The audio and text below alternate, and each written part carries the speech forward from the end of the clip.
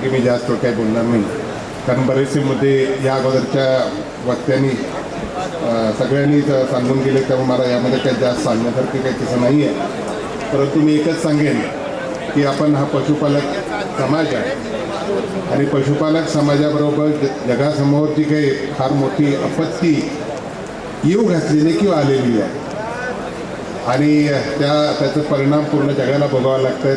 त्याच्यावर एकच उत्तर मला वाटते, प्रत्येक सभेमध्ये मी ते सांगतो की झाडं लावा. त्याचबरोबर आता गोपीचंद साहेबांनी भरपूर काही सांगितलं, वडकुते साहेबांनी सांगितलं. या मंचावरती फार मोठी मंडळी आहे, समोर सगळी मोठी मंडळी आहे, त्यामुळे मला असं वाटतं की मी फार काही बोलू नये, वेळ जास्त घेऊ नये, कारण दुपारचं जेवण बाकी आहे सगळ्यांचं. फक्त एकच अपेक्षा या संमेलनातून आहे की आपण IAS IPS collector deputy collector सगळ्या प्रकारचे अधिकारी व्हा, त्याचबरोबर इतिहासकार व्हावं, लेखक व्हावं, ही फार मोठी गरज आहे.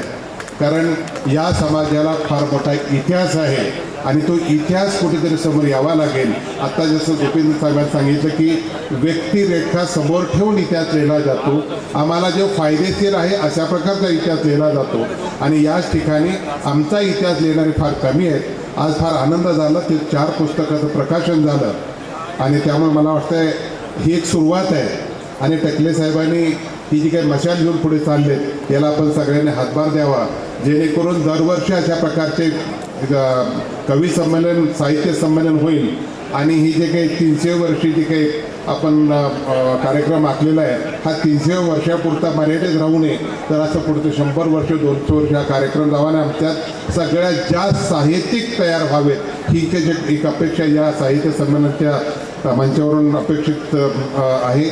आणि या कार्यक्रमासाठी पत्रकार बंधू आहेत आणि सर्वात महत्त्वाचे राजकीय नेते इथे आले, कारण या अगोदर फार कमी राजकीय नेते अशा मंचावरती आले आणि हे राजकीय नेते जोपर्यंत आपल्यामध्ये येत नाहीत, आपण त्यांच्याबरोबर राहत नाही, तोपर्यंत गोपीचंद साहेबांनी सांगितलेलं STचं आरक्षण आपल्याला मिळणार नाही. आणि STचं आरक्षण ज्या साहेबांनी सांगितलं त्याप्रमाणे फक्त आणि फक्त न्यायालयामार्फतच मिळू शकतं आणि ते टिकू शकतं. मिळणं फार सोपं आहे पण ते टिकणं फार अवघड आहे आणि मला वाटते ते फक्त आणि फक्त न्यायालयाच्या मार्फतून टिकेल. त्यासाठी आपण सगळे गोपीचंद साहेबांच्या आणि वडकुते साहेबांच्या पाठीमागे उभं राहावं. बरोबर.